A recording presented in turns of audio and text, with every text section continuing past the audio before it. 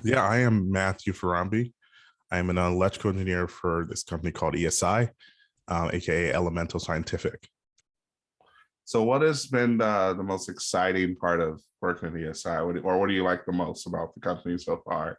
I would say how hands-on it is. We're big enough that we have big customers, but we're small enough where if I'm doing a design, like I had to design a PCB, which is a printed circuit board for one of our the lights that go on one of our systems. So I got to like design that and work with one of the other engineers to actually send that design in and then Okay. get it back and then actually physically like solder the components onto there Oh wow. for the actual like prototype testing.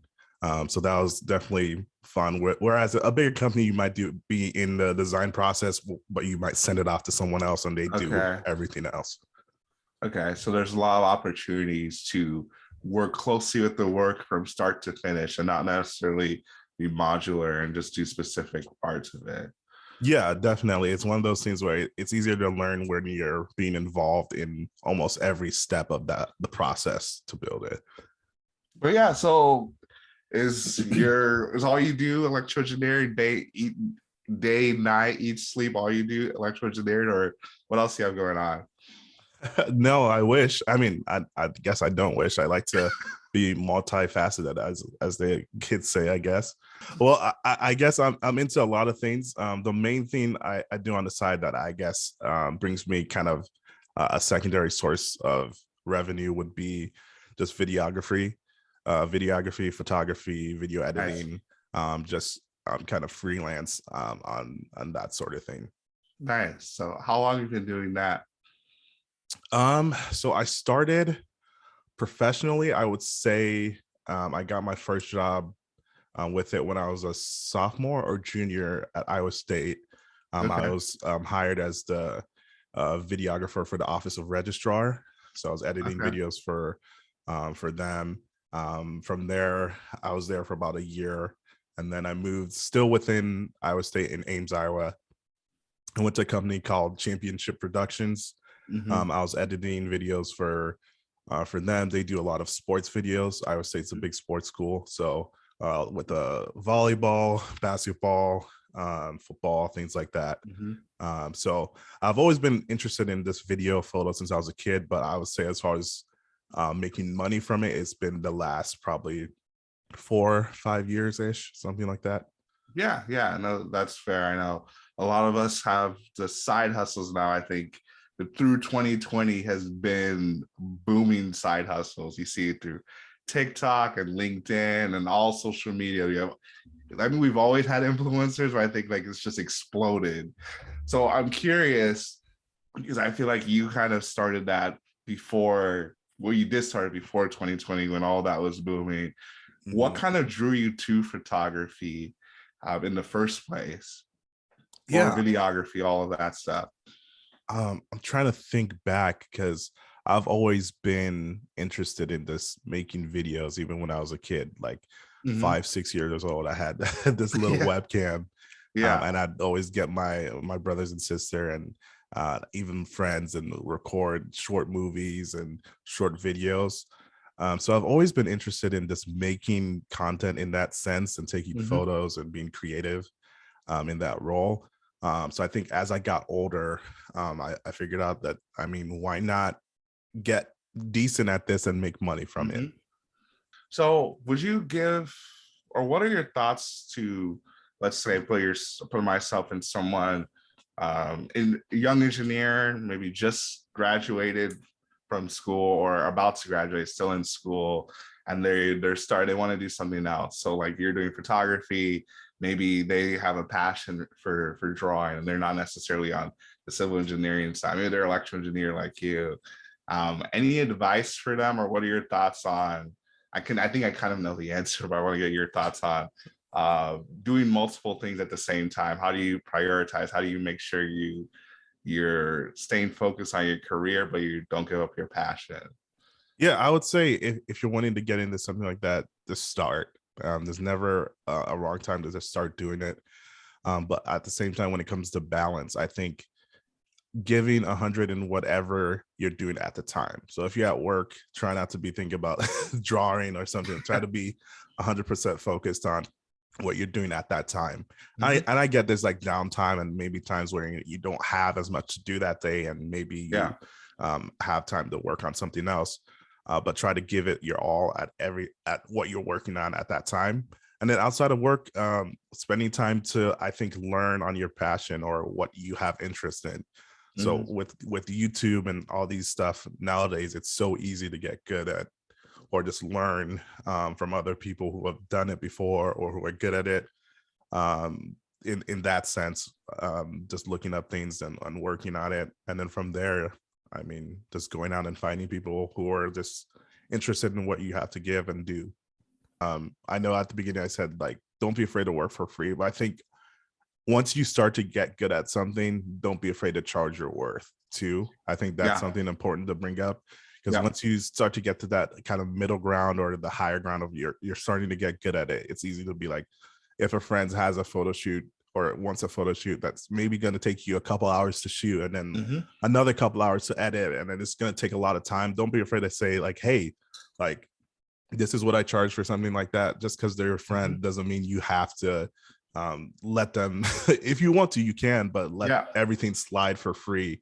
I think that's important to bring up, because it's just one of those things that, especially for video and photos, you're spending hundreds, thousands, some people tens of thousands on equipment, Yeah, that's on true. lenses, camera bodies, like Yeah. software, and then this time alone is almost like priceless nowadays too. Yeah. So that's something I just thought of as you're going on, but yeah. No, that's a good point. There is that balance to it. Like the practice is really important when you're first starting. Well, I think Alexa's trying to get involved in the conversation. Keep it down over there. Anyway, yeah, the practice is definitely important in the beginning, but there is a fine balance. I know, like between the two of us, like you've been doing it for the longest time. I've been doing some of this for a while. So kind of phrase it to a question as far, what are your thoughts about what point, and I know I have some ideas, I want to get your thought as far as at what point do you transition from I'm practicing and I'm just doing it for practice, as opposed to I am actually good at this. Maybe I'm not the best at this, but I consider myself a professional. Even as professional, you can always get better. But what point do you say like you're transitioning from practice to doing things for free and then getting paid to do it? Yeah, that is a tough question, because I would say it varies for each person and for Yeah. just the situation they're in. I would say once you get to a point where you kind of take a step back and you're like, okay, I'm getting pretty good at what I'm doing. I Hmm. can tell I'm putting the time in, Hmm. I'm learning, and I'm like critiquing myself and making sure I'm doing things well.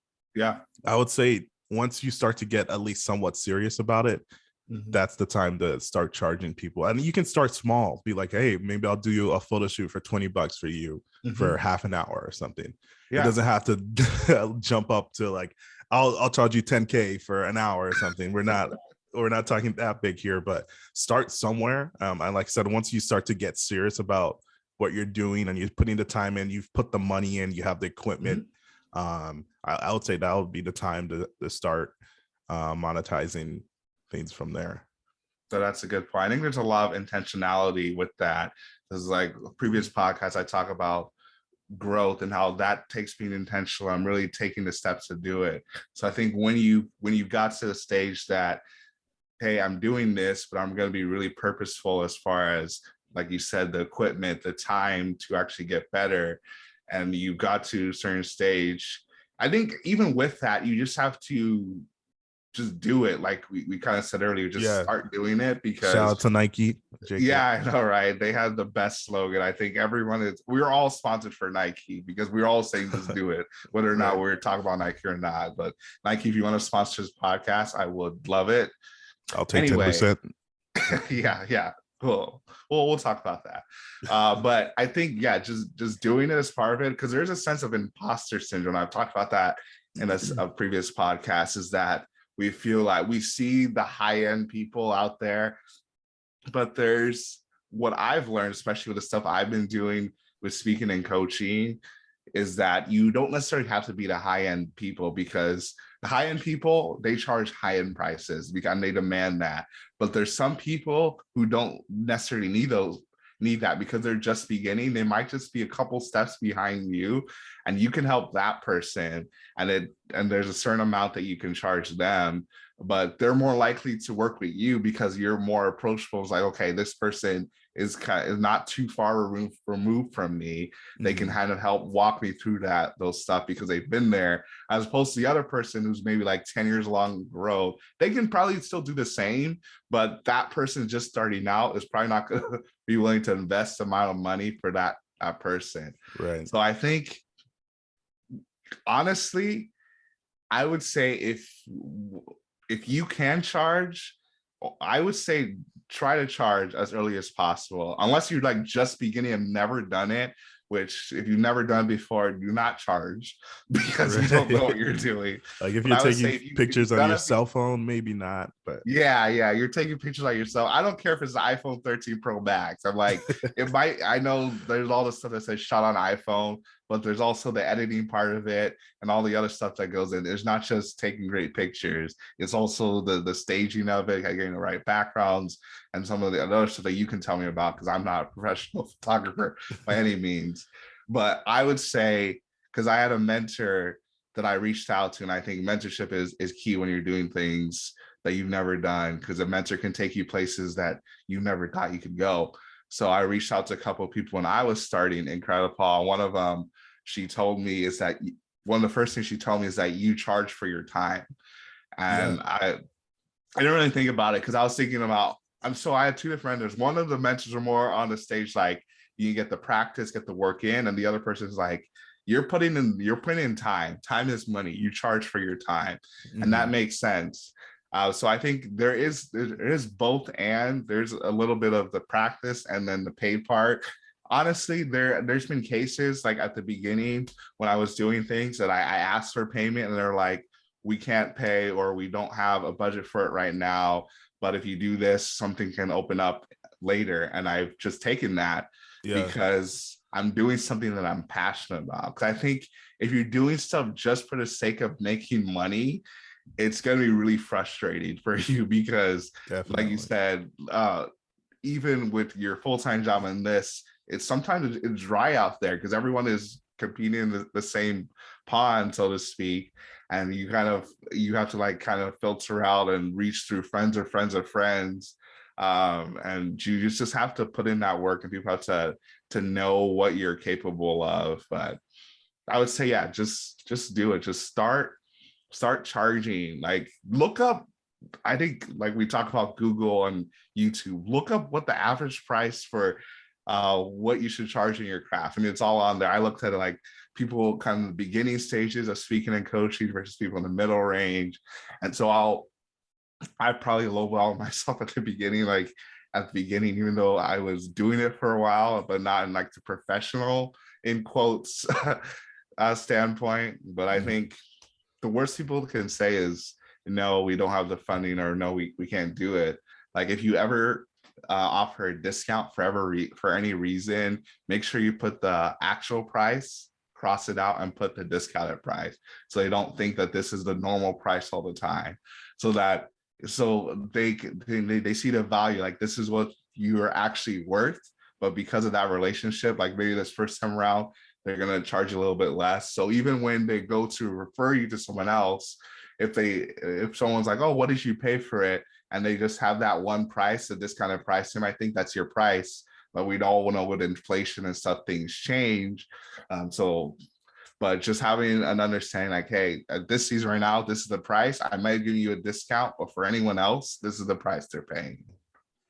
But yeah, any other tips of as far as either balancing between work life and side hustle life, or just for photography in general? For photography, I would say what comes to mind, going off of like I think we're saying it over again, but just start. And in that sense, don't be afraid when you're starting out to use your phone. If it Yeah. is photography or video, just because getting that practice down, working on composition, Mhm. just how to take the initial photos. Don't be afraid to start with what you have. And there's Mhm. so many YouTube videos and people who will say the same thing, because people think, oh, I need to buy the most expensive camera to at least be decent. But you got to have that basic knowledge of things Mhm. first before you work into getting anything crazy expensive. And if you have the money to get something super nice starting off, more power to you. I mean, Mhm. but that's just still the barrier of entry to learning something more expensive is higher than using your phone. So But I think we're about out of time, but I want to make sure people can stay connected to you, whether it's for photography needs or just to see the cool stuff you do on your website, on your social. So just share with them how they can find you, how they can follow you. yeah, the big way is MatthewFaronbi.com. That's Matthew FARONBI.com. I have the links to all my socials on there. I have Awesome. links to my work, photos, things like that, and a little bit more about me, where I work, and things like that. So, if you want to find out more about me, I would say my website is the go-to place. Awesome. Well, I appreciate you taking the time to do this. I know between working and side hustle, like really have to carve out time to do other The things grind never outside of that. stops. Yeah, really the Yeah. grind never stops. That's so true. Continue to join me on this journey of becoming a greater you because you're the only version of you out there. So why not be the greatest version?